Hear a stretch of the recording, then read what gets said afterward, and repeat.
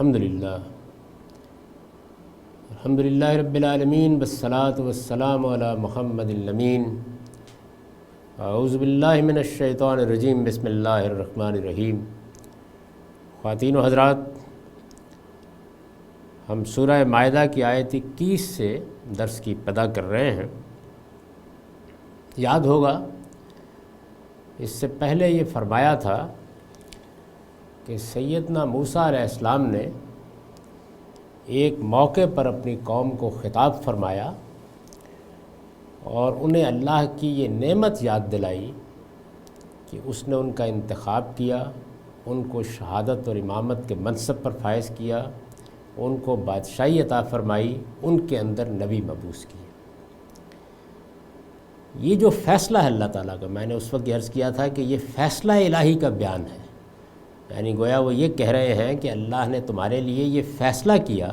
اور پھر اس فیصلے کا ظہور مختلف ادوار میں ہوتا رہا۔ جب یہ فیصلہ کیا گیا تو اس کے ساتھ یہ بات بھی واضح کر دی گئی کہ ایک علاقہ تمہارے لیے خاص کر دیا گیا ہے۔ آگے جو آیات آنے والی ہیں ان کو سمجھنے کے لیے اس پس منظر کو ذہن میں تازہ کر لیجئے کہ سیدنا یعقوب علیہ السلام نے جب ہجرت فرمائی، اپنے بیٹے یوسف علیہ السلام کی دعوت پر مصر گئے اور وہاں کئی سو برس تک یہ لوگ آباد رہے، تو ان کی اپنی کوئی سلطنت نہیں تھی، یہ وہاں کے لوگوں کے رحم و کرم پر تھے۔ اور پھر جب فرائض کے ہاتھ میں اقتدار آیا تو انہوں نے ان کو غلام بنا لیا۔ اس غلامی سے اللہ تعالیٰ نے انہیں نجات عطا فرمائی، موسیٰ علیہ السلام کی بعثت ہوئی، انہوں نے ہجرت کی، اور ہجرت کے بعد یہ فیصلہ اللہ تعالیٰ نے ان کے لیے کیا کہ وہی کنعان کی سرزمین جہاں یعقوب علیہ السلام آباد تھے، جہاں حضرت ابراہیم نے اپنے بیٹے اسحاق کو آباد کیا تھا، وہ اب ان کی سلطنت بنا دی جائے، یہ فیصلہ کیا گیا۔ اس فیصلے کے اس پہلو کو بھی سمجھ لیجئے کہ زمین کا مالک خدا ہے، یہ انسان بھی اس کے بھیجنے سے یہاں آئے ہیں۔ کسی انسان کو تو یہ حق نہیں ہے کہ وہ کسی قوم پر حملہ کر دے، اس سے کوئی سرزمین خالی کرا لے، لیکن زمین کا مالک اور آسمان کا مالک یہ یقین رکھتا ہے۔ چنانچہ اللہ تعالیٰ نے یہ فیصلہ کیا کہ یہ فلسطین کا علاقہ بنی اسرائیل کے لیے اور عرب کا علاقہ بنی اسماعیل کے لیے خاص رہے گا۔ کیوں خاص رہے گا؟ فرمایا اس لیے کہ دنیا کے وسط میں یہ دونوں علاقے خدا کے دین کی گواہی کا مرکز بن جائے، توحید کے مرکز کی حیثیت سے یہاں خدا کا معبد تعمیر کیا جائے، اور وہ قوم آباد ہو جو اس معبد کو فی الواقع توحید کا مرکز بنا کر رکھے۔ یہ ذریت ابراہیم کو ذمہ داری دی گئی۔ چنانچہ یہ معلوم ہے کہ سیدنا ابراہیم علیہ السلام جب اپنی قوم پر اتمام حجت کے بعد اسے چھوڑ کر نکلے، بابل سے انہوں نے ہجرت کی، تو ان کو حکم دیا گیا، اور اس حکم کے تحت انہوں نے بنی اسحاق کو فلسطین میں کنعان کے علاقے میں اور بنی اسماعیل کو انہوں نے سرزمین عرب میں آباد کیا۔ اس کی ایک پوری داستان ہے، وہ آگے کی صورتوں میں زیر بحث آئے گی تو اس کی تفصیلات ہم دیکھیں گے۔ اس فیصلے کے تحت جب یہ مصر سے نکلے تو اللہ تعالیٰ نے ان کو حکم دیا کہ اب اس سرزمین میں داخل ہو جاؤ۔ یہ سرزمین خالی نہیں پڑی ہوئی تھی، وہاں بہت سی اقوام آباد ہو چکی تھیں، ان کی سلطنتیں تھیں، ان کی حکومتیں تھیں، گویا فلسطین پر بہت سی دوسری اقوام کا قبضہ ہو چکا ہوا تھا۔ ان سے کہا گیا کہ اس سرزمین میں داخل ہو جاؤ، یہ سرزمین تمہارے لیے لکھ دی گئی ہے۔ یہ پس منظر میں رکھیے کہ اس کائنات کے پروردگار نے فیصلہ کیا کہ ایک علاقے کو، یعنی اپنی زمین کے ایک علاقے کو، وہ زمین جس کا وہ بادشاہ ہے، مطلقاً بادشاہ ہے، اس زمین کے ایک علاقے کو خالی کرا لے۔ اور یہ سمجھ لینا چاہیے کہ یہ حق مجھے یا آپ کو حاصل نہیں ہے، لیکن زمین و آسمان کے پروردگار کو یقیناً حاصل ہے۔ اور اس حق کا نفاذ کیسے ہوگا؟ اس وقت ہوگا جب کسی پیغمبر کے ہاتھ میں نظم ہوگا، اس لیے کہ اسی کی وساطت سے اللہ تعالیٰ کا قانون ہے کہ اس کے احکام زمین تک پہنچتے ہیں۔ وہ احکام جو ہمارے لیے واجب الاطاعت ہیں وہ بھی پیغمبروں کی وساطت سے پہنچتے ہیں، اور وہ احکام جو کسی قوم کے لیے خاص ہیں وہ بھی اسی کی وساطت سے پہنچتے ہیں۔ چنانچہ اس موقع پر سیدنا موسیٰ علیہ السلام نے جب یہ حکم دیا گیا تو اپنی قوم سے خطاب فرمایا، یہ وہ خطاب ہے، یا قوم ادخلوا الارض المقدسۃ التی کتب اللہ لکم، میری قوم کے لوگوں اس مقدس سرزمین میں داخل ہو جاؤ، کتب اللہ لکم، جو اللہ نے تمہارے لیے لکھ دی ہے، کتب اللہ لکم یعنی اللہ نے لکھ دی ہے، اللہ نے طے کر دیا ہے کہ یہ سرزمین تمہارے لیے خاص ہے، اور چونکہ یہ اللہ کا فیصلہ ہے اس کے نفاذ کے لیے داخل ہو جاؤ اس سرزمین میں۔ اس پر البیان کا نوٹ ہے، اس سے فلسطین کا علاقہ مراد ہے، یعنی مقدس سرزمین سے کیا مراد ہے؟ اس سے فلسطین کا علاقہ مراد ہے۔ اس کو مقدس کہنے کی وجہ یہ ہے کہ ذریت ابراہیم میں سے جس طرح بنی اسماعیل کی دعوت کے لیے سرزمین عرب کا انتخاب کیا گیا، وہ بھی ارض مقدس ہے، جس طرح سرزمین عرب کا انتخاب کیا گیا، اسی طرح بنی اسحاق کی دعوت کے لیے اللہ تعالیٰ نے اس علاقے کا انتخاب فرمایا، یعنی فلسطین کا انتخاب فرمایا، اور اس کو یہ تقدس بخشا کہ لوگ علم و عمل کی پاکیزگی حاصل کرنے کے لیے اس سرزمین کی طرف رجوع کریں۔ یہ خدائی خانقاہ ہے، اس کی طرف دنیا بھر سے لوگ آئیں، آ کر معبد میں عبادت کریں، اپنے عہد کی تجدید کریں، توحید کو سمجھیں، خدا کی شریعت کا فہم حاصل کریں، اس قوم کو دیکھیں جس کے وجود سے وہ شریعت ظہور پذیر ہوتی ہے۔ اس مقصد کے لیے اس سرزمین کو مقدس قرار دیا گیا۔ چنانچہ اسی کے پیش نظر اللہ تعالیٰ کے حکم سے یہاں وہ مسجد تعمیر ہوئی جسے بیت المقدس کہا جاتا ہے، یعنی سرزمین عرب میں بیت الحرام اور فلسطین کی سرزمین میں بیت المقدس۔ اللہ تعالیٰ کے اس انتخاب کے نتیجے میں یہ دو مسجدیں تعمیر کی گئیں، اور یہی وجہ ہے کہ ان کو یہ خصوصی اہمیت حاصل ہے کہ یہ اللہ کے حکم سے تعمیر کی گئی۔ اللہ نے ان کو اپنے معبد کی حیثیت دی، اور دنیا کے تمام معبدوں میں یہ خصوصی حیثیت انہی دو مسجدوں کو حاصل ہوئی۔ میری قوم کے لوگوں، اس کے لیے یہ مدعا مقدر ہے، یعنی جب تمہیں بادشاہت دے دی ہے، جب تمہارے اندر نبوت جاری کرنے کا فیصلہ کیا ہے، تو یہ کسی مقصد سے کیا ہے۔ وہ مقصد کیا ہے؟ میں نے عرض کر دیا کہ وہ دین کی شہادت ہے اور مذہبی معاملات میں دنیا کی امامت ہے۔ اس مقصد کے لیے ایک سرزمین چاہیے، اس سرزمین کا انتخاب کر کے فرمایا اس میں داخل ہو جاؤ۔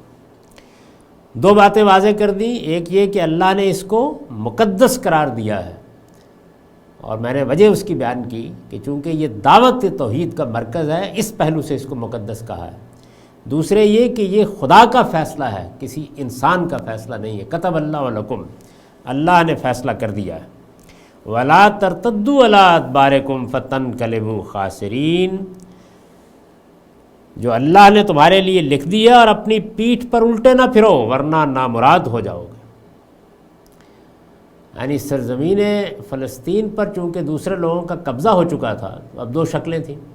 ایک یہ کہ اللہ تعالیٰ آسمان سے موت بھیجتا اور ان سب کے سب لوگوں کو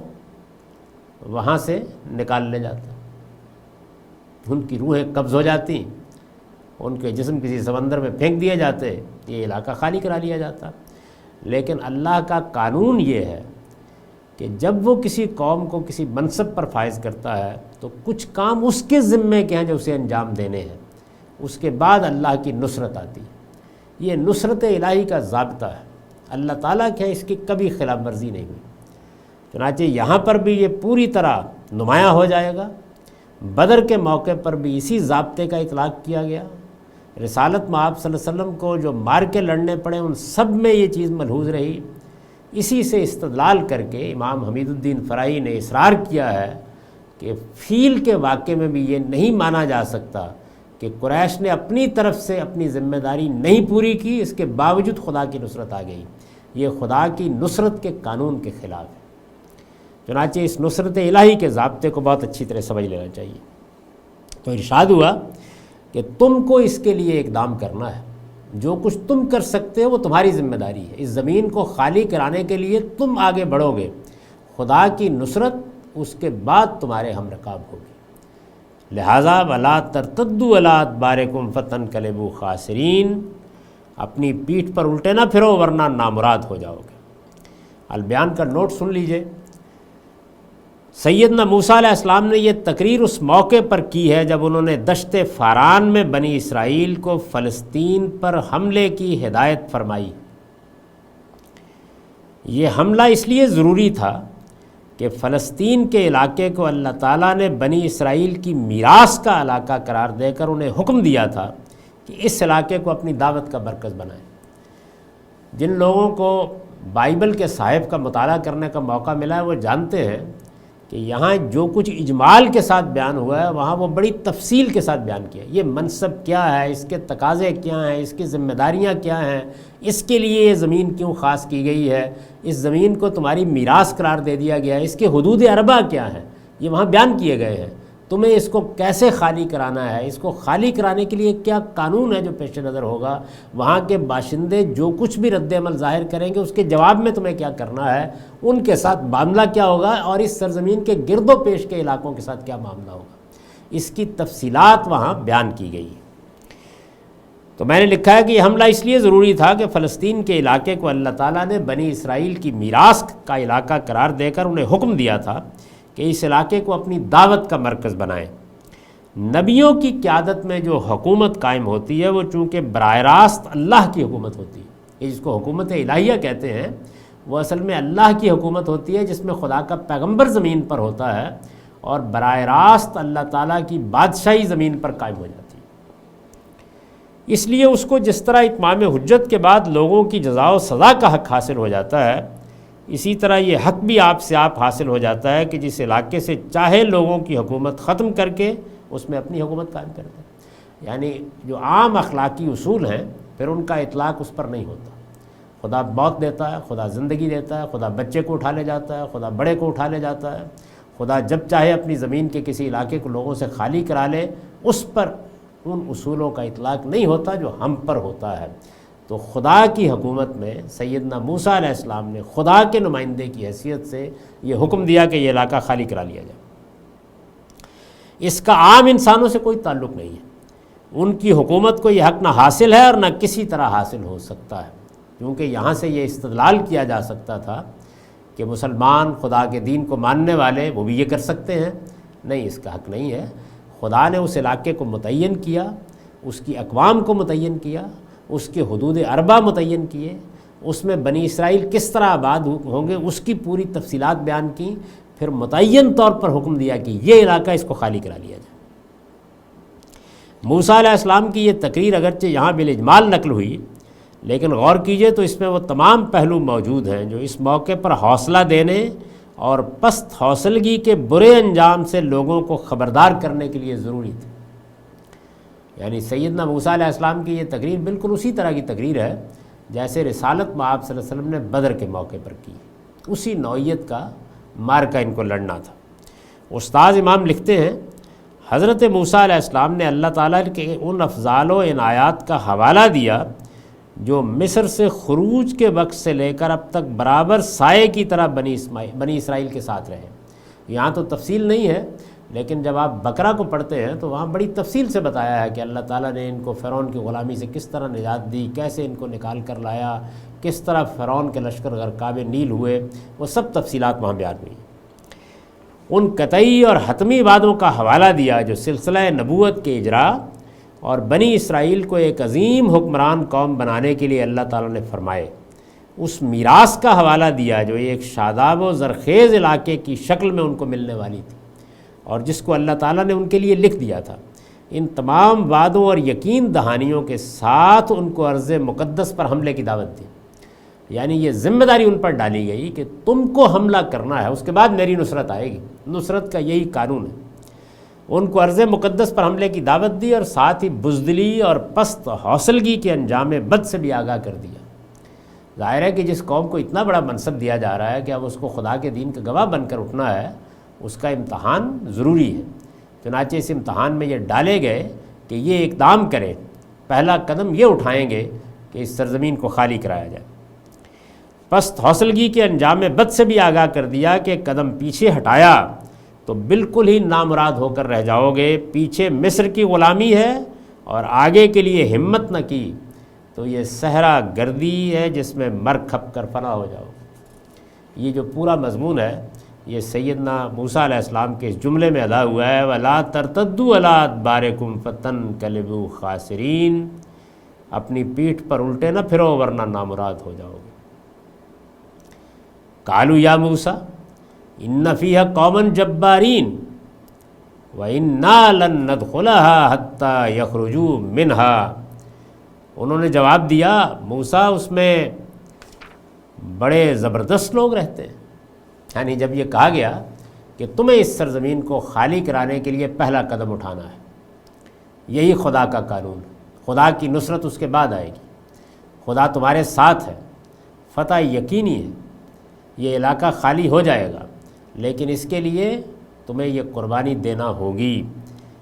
بدقسمت تھی یہ قوم کہ اس حتمی وعدے کے باوجود، اس واضح اور صریح وعدے کے باوجود، سیدنا موسیٰ علیہ السلام کی اس تقریر کے باوجود یہ اس کی ہمت نہیں کر سکے، یعنی اتنا بڑا منصب ان کو دیا گیا اور اس طریقے سے یہ خدا کی نعمتیں اور خدا کے کرشمے اور خدا کے معجزے دیکھتے ہوئے چلے آ رہے ہیں۔ اس کے بعد یعنی من و سلوہ اتارا گیا، بدلیوں نے ان پر سایہ کیا، 12 چشمے ان کے لیے پھوٹ گئے، تورات انہیں دی گئی، طور ان پر اٹھا کر ان سے عہد لیا گیا، یہ سب معاملات ہو گئے، لیکن اس سب کچھ کے باوجود بھی بہرحال یہ ہمت نہیں کر سکے، اور انہوں نے جو جواب دیا وہ قرآن نے یہاں نقل کر دیا ہے کہ انہوں نے جواب دیا موسیٰ اس میں بڑے زبردست لوگ رہتے ہیں، ہم اس میں ہرگز داخل نہ ہوں گے جب تک وہ وہاں سے نکل نہ جائیں، حتیٰ یخرجوا منہا فَإِن یخرجوا منہا فَإِنَّا داخلون، ہاں اگر وہ نکل جائیں تو ہم یقیناً داخل ہو جائیں گے۔ میں نے اس پر لکھا ہے بائبل کی کتاب گنتی باب 13-14 کے مطالعے سے معلوم ہوتا ہے کہ بنی اسرائیل نے یہ باتیں اس وقت کہیں جب 12 سرداروں کی اس جماعت نے اپنی رپورٹ آ کر پیش کی جو موسیٰ علیہ السلام نے حملے سے پہلے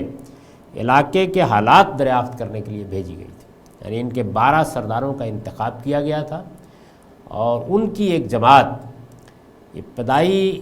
رپورٹ تیار کرنے کے لیے کہ علاقے میں کیا صورتحال ہے، حملہ کہاں سے کیا جا سکتا ہے، مزاحمت کس نوعیت کی ہوگی، یہ جماعت تھی جس نے اپنی رپورٹ پیش کی اور اس کے بعد یہ گفتگو ہوئی ہے۔ بائبل میں یہ رپورٹ اس طرح نقل ہوئی ہے، یعنی بائبل نے وہ رپورٹ نقل کر دی ہے۔ وہ ملک جس کا حال دریافت کرنے کو ہم اس میں سے گزرے، یعنی انہوں نے آ کر یہ رپورٹ دی، وہ ملک جس کا حال دریافت کرنے کو ہم اس میں سے گزرے ایک ایسا ملک ہے جو اپنے باشندوں کو کھا جاتا ہے، اور وہاں جتنے آدمی ہم نے دیکھے وہ سب بڑے قداور ہیں، اور ہم نے وہاں بنی عناق کو بھی دیکھا جو جبار ہیں اور جباروں کی نسل سے ہیں، اور ہم تو اپنی نگاہ میں ایسے تھے جیسے ٹڈے ہوتے ہیں اور ایسے ہی ان کی نگاہ میں تھے، یعنی جو قوم وہاں آباد تھی وہ جسمانی لحاظ سے، اپنی طاقت کے لحاظ سے بڑی غیر معمولی قوم تھی۔ بنی عناق ان کا جگہ جگہ ذکر آتا ہے بائبل میں، تو اللہ تعالیٰ نے فرمایا کہ تم جو کچھ بھی ہو بہرحال اللہ کے بھروسے پر تم قدم اٹھاؤ، میں تمہارے ساتھ ہوں۔ لیکن جب یہ رپورٹ پیش کی گئی تو انہوں نے اس کے جواب میں یہ کہا جو قرآن مجید نے یہاں نقل کر دیا، ان ڈرنے والوں میں قال رجلان من الذین یخافون، ان ڈرنے والوں میں 2 شخص البتہ ایسے تھے انعم اللہ علیہما، جن پر خدا کی عنایت تھی۔ انہوں نے کہا، یعنی پوری کی پوری قوم تو بزدلی کے ساتھ پیچھے ہٹ گئی اور انہوں نے کہہ دیا کہ جب تک یہ لوگ وہاں آباد ہیں ہم اس طرح اپنے آپ کو موت کے منہ میں نہیں ڈال سکتے۔ صاف نظر آ رہا تھا اگر مادی حالات سامنے رکھے جائیں کہ ہمارے پاس نہ وہ تلواریں ہیں، نہ وہ اسلحہ ہے، نہ وہ اسباب ہیں، ہم تو سفر میں ہیں اور نہ ہم جسمانی لحاظ سے اتنے طاقتور ہیں۔ ظاہر ہے کہ ایک لمبا عرصہ تک یہ لوگ غلامی میں رہ کر آئے تھے جس طرح کہ یہ لوگ ہیں، تو اس کو دیکھ کر یہ لوگ ڈر گئے اور پھر ڈرتے مارے کانپتے ہوئے انہوں نے یہ کہا کہ ہم اس علاقے میں داخل ہونے کے لیے تیار نہیں ہیں۔ لیکن ان ڈرنے والوں میں، یعنی ظاہر ہے کہ پوری کی پوری قوم ڈری ہوئی سہمی ہوئی تھی، ان ڈرنے والوں میں رجلان 2 لوگ تھے، 2 شخص تھے، من الذین یخافون، یعنی ان ڈرنے والوں میں 2 ایسے لوگ تھے انعم اللہ علیہما، جن پر اللہ کی خاص عنایت تھی۔ انہوں نے کہا ادخلوا علیہم الباب، تم اس شہر کے دروازے میں داخل ہو جاؤ۔ یعنی ظاہر بات ہے کہ یہاں چونکہ ادخلو کے ساتھ الا آیا ہے تو مطلب یہ ہے کہ اس شہر کے لوگوں پر چڑھائی کر کے اس کے دروازے میں گھس جاؤ، داخل ہو جاؤ۔ فَإِذَا دَخَلْتُمُوهُمْ فَإِنَّكُمْ غَالِبُونَ، جب تم گھس جاؤ گے تو تم ہی غالب رہو گے۔ وَعَلَى اللَّهِ فَتَوَكَّلُوا إِن كُنتُم مُؤْمِنِينَ، اور اللہ پر بھروسہ کرو اگر تم اس کے ماننے والے ہو۔ اس میں یہ جو الفاظ آئے ہیں رجلان من الذین یخافون، دو شخص ان میں سے جو ڈرنے والے تھے، اس پر میں نے لکھا ہے کہ اصل میں رجلان من الذین یخافون کے الفاظ آئے ہیں، ان میں رجلان دو شخص سے مراد یوشع اور کالب ہیں، یعنی سیدنا موسیٰ علیہ السلام کے صحابہ میں سے یہ دو اشخاص ہیں، یہ دونوں نام ہم کو بائبل میں مل جاتے ہیں، اس سے مراد یہ دو لوگ ہیں۔ اس سے مراد یوشع اور کالب ہیں جو اس مہم کے ارکان تھے جو فلسطین کے حالات معلوم کرنے کے لیے بھیجی گئی تھی۔ 12 لوگوں کو بھیجا گیا تھا، ان میں یہ دو بھی شامل تھے۔ اور الذین یخافون کے الفاظ یعنی ڈرنے والوں کے الفاظ بنی اسرائیل کے لیے آئے ہیں جو بنی عناق کے خوف سے ہمت ہار بیٹھے تھے اور ان پر خوف اور بزدلی کی موت طاری ہو گئی تھی۔ اس آیت میں عام طور پر لوگوں نے یخافون کے مفعول کو محذوف مانا ہے، یعنی یخافون اللہ۔ عام طور پر لوگ اس کا ترجمہ یوں کرتے ہیں کہ وہ اللہ سے ڈرنے والوں میں سے تھے، لیکن دو وجہ سے یہ تعویل محل نظر ہے۔ استاذ امام نے ان کی وضاحت فرمائی ہے، وہ لکھتے ہیں ایک تو یہ کہ یہ موقع مفعول کے اظہار کا تھا، یعنی اگر یہ کہنا تھا کہ اللہ سے ڈرنے والے ہیں تو چونکہ یہاں اگر یہ اللہ کا لفظ نہیں آیا جو ظاہر ہے کہ مفعول واقع ہوتا ہے یخافون کا، تو اس سے التباس پیدا ہوتا ہے، یعنی توجہ دونوں جانب جاتی ہے۔ جب التباس کا موقع ہو تو پھر اس مفعول کا اظہار ضروری ہو جاتا ہے۔ ایک تو یہ کہ یہ موقع مفعول کے اظہار کا تھا نہ کہ اس کے حذف کا، اس لیے کہ یہاں التباس پیدا ہو سکتا ہے، اور التباس کے مواقع میں اظہار مستحسن ہے نہ کہ حذف۔ دوسری یہ کہ اس صورت میں یہ ماننا پڑے گا کہ اس وقت خدا سے ڈرنے والوں کی ایک جماعت موجود تھی جن کے اندر یوشع اور کالب بھی تھے، یعنی اگر یہ مانا جائے تو پھر مطلب یہ ہوگا کہ اللہ سے ڈرنے والوں کا ایک گروہ موجود تھا بنی اسرائیل کے اندر۔ استاد امام نے لکھا ہے اگر یہ بات ہے تو انعام الہی کی تخصیص انہی دو حضرات کے لیے کیوں ہوئی، یعنی پھر جو آگے الفاظ آئے ہیں انعم اللہ علیہما، اللہ نے ان دونوں پر خاص عنایت کر رکھی تھی، پھر تو انعم اللہ علیہما کی جگہ انعم اللہ علیہم ہونا تھا، یعنی پھر یہ ہونا چاہیے تھا کہ یہ کہا جاتا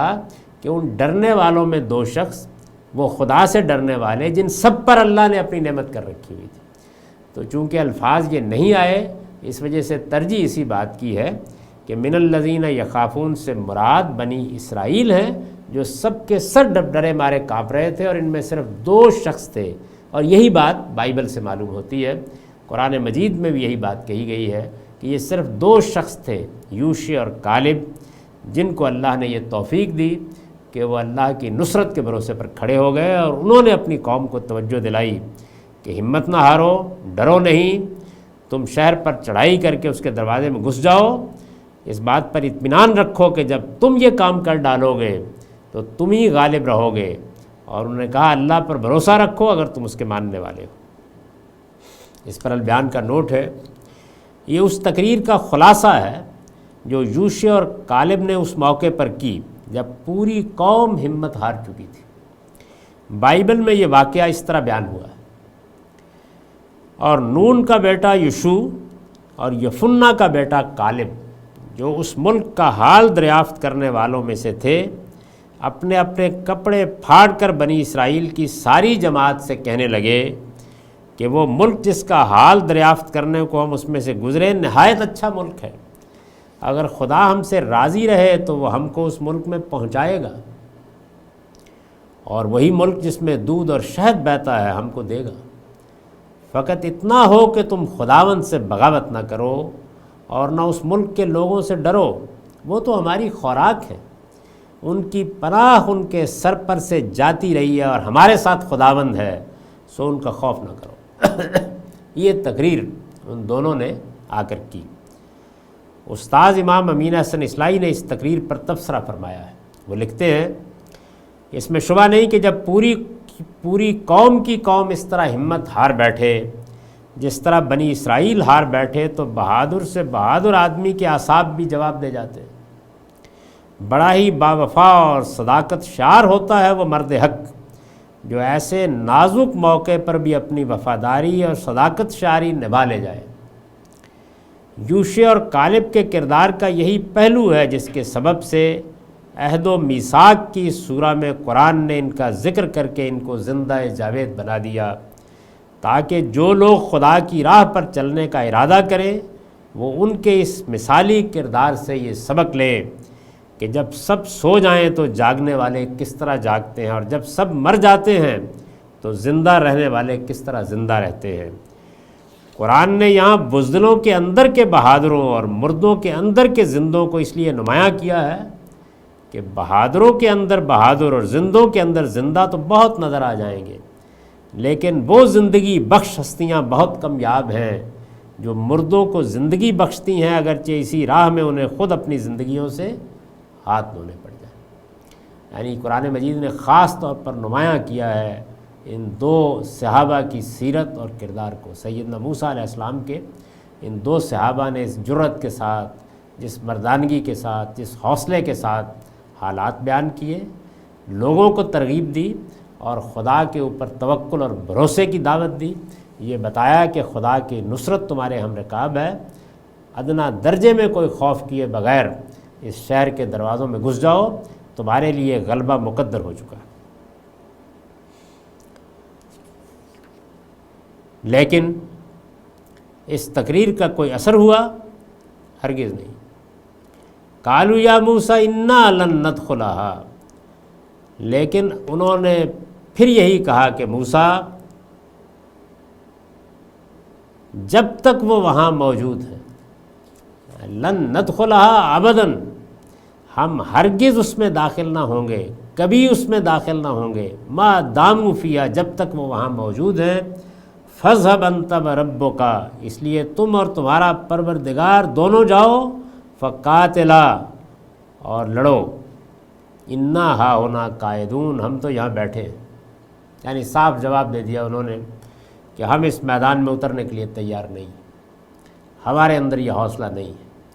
اب ایک ہی طریقہ ہے اور وہ یہ ہے کہ یہ سرزمین اگر ہمارے لیے خاص کر دی گئی ہے، خدا نے ہمارے لیے لکھ دی ہے،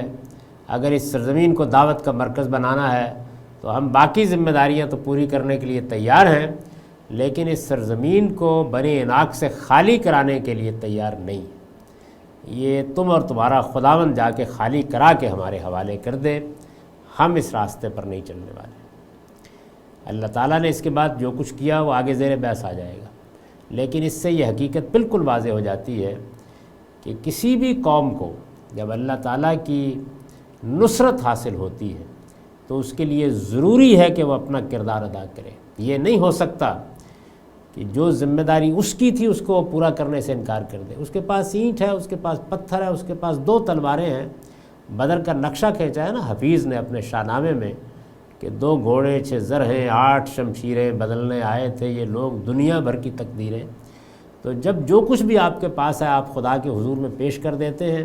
اپنی جان کا نذرانہ پیش کر دیتے ہیں، اس کے بعد خدا کی نصرت آتی ہے، اور یہی خدا کی نصرت کا قانون ہے جو قرآن مجید میں جگہ جگہ بیان ہوا ہے، یہاں بھی اسی کا حوالہ دیا۔ اب یہ جو انہوں نے کہا کہ جاؤ تم اور تمہارا پروردگار، لڑو جا کر، ہم تو یہاں بیٹھے ہیں، اس پر میں نے لکھا ہے کہ یہ بنی اسرائیل کی طرف سے آخری جواب ہے۔ بائبل میں یہ جواب ان لفظوں میں تو نقل نہیں ہوا، مگر بنی اسرائیل کے گریہ و ماتم کا ذکر جس طریقے سے ہوا ہے اس سے واضح ہے کہ یوشع اور کالب کی اس یقین دہانی کے جواب میں کہ ہمارے ساتھ خداوند ہے سو ان کا خوف نہ کرو، انہوں نے یقیناً وہی بات کہی ہوگی جو قرآن نے یہاں نقل کی۔ یعنی بائبل میں یہ جملہ نقل نہیں ہوا، لیکن ان کے گریہ و ماتم کا ذکر ہوا ہے کہ جب ان کو معلوم ہوا کہ اچھا اب جہاد کرنا پڑے گا اور میدان میں اترنا ہوگا اور قربانی دینی ہوگی اور ہمیں بنی عناق سے یہ علاقہ خالی کرانا ہے، تو یہ خیال کر لیجئے کہ بس ایک ماتم ہے جو برپا ہو گیا۔ اس ماتم کا ذکر بہت تفصیل کے ساتھ بائبل میں ہوا ہے، اس میں یہ بات بالکل قرین قیاس ہے کہ انہوں نے سیدنا موسیٰ علیہ السلام کو یہی جواب دیا ہوگا۔ قال رب انی لا املک الا نفسی واخی، اس پر موسیٰ نے دعا کی پروردگار میری ذات اور میرے بھائی کے سوا کسی پر میرا کوئی اختیار نہیں۔ بڑی مایوسی، بڑی حسرت کے ساتھ انہوں نے فرمایا کہ میری ذات اور میرے بھائی کے سوا کسی پر میرا کوئی اختیار نہیں ہے، ففرق بیننا و بین القوم الفاسقین، لہٰذا تو ہمیں اور ان نافرمان لوگوں کو الگ الگ کر دے۔ یہ موسیٰ علیہ السلام کی طرف سے اس بات کی درخواست ہے کہ انہیں اس نالائق قوم کی قیادت کے بار عظیم سے سبق دوش کر دیا جائے۔ پیغمبر اپنی قوم کو خدا کے اذن کے بغیر چھوڑ کر نہیں جا سکتا۔ سیدنا نوح علیہ السلام نے آخری مرحلے میں عذاب کی درخواست کی اور وہ درخواست قرآن میں نقل ہو گئی۔ جب وہ بالکل مایوس ہو گئے تو انہوں نے کہا کہ اب مجھے کوئی امکان نظر نہیں آتا، لم یلد الا فاجرا کفارا، اب یہ اگر جنیں گے تو تیرے نافرمان جنیں گے، اس وجہ سے اب ان پر عذاب ہی آنا چاہیے۔ یہی موقع ہے جس پر سیدنا موسیٰ علیہ السلام نے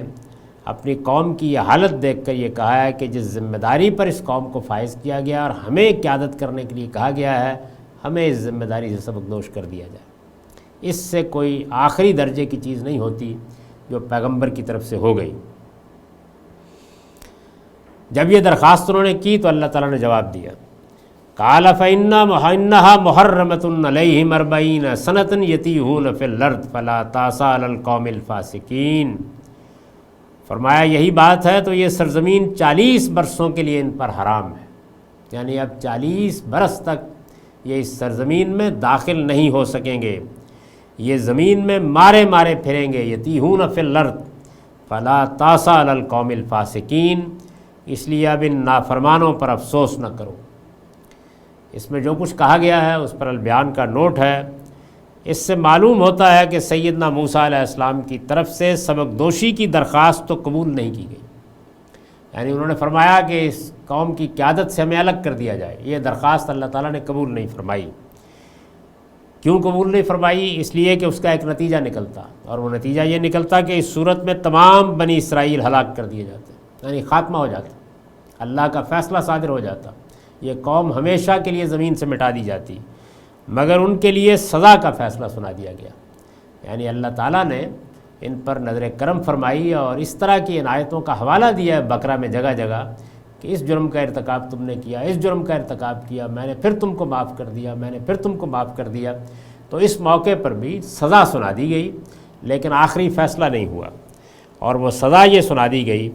کہ اب 40 برس تک تم اس سرزمین میں داخل نہیں ہو سکو گے۔ بائبل میں یہ فیصلہ اس طرح بیان ہوا ہے، اور خداوند نے موسیٰ اور ہارون سے کہا، میں کب تک اس خبیث گروہ کی جو میری شکایت کرتی رہتی ہے برداشت کروں؟ بنی اسرائیل جو میرے برخلاف شکایتیں کرتے رہتے ہیں، میں نے وہ سب شکایتیں سنی ہیں، سو تم ان سے کہہ دو، خداوند کہتا ہے مجھے اپنی حیات کی قسم ہے کہ جیسا تم نے میرے سنتے کہا ہے میں تم سے ضرور ویسا ہی کروں گا۔ تمہاری لاشیں اسی بیابان میں پڑی رہیں گی، اور تمہاری ساری تعداد میں سے یعنی 20 برس سے لے کر اس سے اوپر کی عمر کے تم سب جتنے گنے گئے اور مجھ پر شکایت کرتے رہے، ان میں سے کوئی اس ملک میں جس کی بابت میں نے قسم کھائی تھی کہ تم کو وہاں بساؤں گا جانے نہ پائے گا، سوا یفنہ کے بیٹے کالب اور نون کے بیٹے یشوع کے، اور تمہارے بال بچے جن کی بابت تم نے یہ کہا کہ وہ تو لوٹ کا مال ٹھہریں گے، ان کو میں وہاں پہنچاؤں گا، اور جس ملک کو تم نے حقیر جانا وہ اس کی حقیقت پہچانیں گے، اور تمہارا یہ حال ہوگا کہ تمہاری لاشیں اسی بیابان میں پڑی رہیں گی، اور تمہارے لڑکے بالے 40 برس تک بیابان میں آوارہ پھرتے اور تمہاری زناکاریوں یعنی بدعہدیوں کا پھل پاتے رہیں۔ یہ بائبل میں تفصیل ہے جو یہاں قرآن مجید نے ایک جملے میں اس کو بیان کر دیا ہے۔ اس میں ظاہر ہے کہ بہت سی چیزیں ہیں جو سمجھنے کی ہیں۔ اللہ تعالیٰ کا یہ فرمان کن نتائج کا حامل ہے اس پر بھی غور کرنے کے بہت سے پہلو ہیں، اس پر ہم اگلی نشست میں گفتگو کریں گے۔ اب ان آیات کا ترجمہ سن لیجئے۔ ارشاد فرمایا ہے، میری قوم کے لوگوں اس کے لیے اس مقدس سرزمین میں داخل ہو جاؤ جو اللہ نے تمہارے لیے لکھ دی ہے، اور اپنی پیٹھ پر الٹے نہ پھرو ورنہ نامراد ہو جاؤ گے۔ انہوں نے جواب دیا، موسیٰ اس میں بڑے زبردست لوگ رہتے ہیں، ہم اس میں ہرگز داخل نہ ہوں گے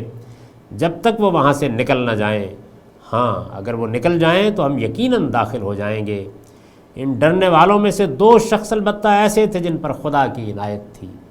انہوں نے کہا تم اس شہر کے لوگوں پر چڑھائی کر کے اس کے دروازے میں گھس جاؤ، جب تم گھس جاؤ گے تو تم ہی غالب رہو گے، اور اللہ پر بھروسہ کرو اگر تم اس کے ماننے والے ہو۔ لیکن انہوں نے پھر یہی کہا کہ موسیٰ، جب تک وہ وہاں موجود ہیں ہم اس میں ہرگز داخل نہ ہوں گے، اس لیے تم اور تمہارا پروردگار دونوں جاؤ اور لڑو، ہم تو یہاں بیٹھے ہوئے ہیں۔ اس پر موسیٰ نے دعا کی، پروردگار میری ذات اور میرے بھائی کے سوا کسی پر میرا کوئی اختیار نہیں ہے، لہٰذا تو ہمیں اور ان نافرمان لوگوں کو الگ الگ کر دے۔ فرمایا یہی بات ہے تو یہ سرزمین 40 برسوں کے لیے ان پر حرام ہے، یہ زمین میں مارے مارے پھریں گے، اس لیے اب ان نافرمانوں پر افسوس نہ کرو۔ اقول قولی ھذا واستغفر اللہ لی ولکم ولسائر المؤمنین۔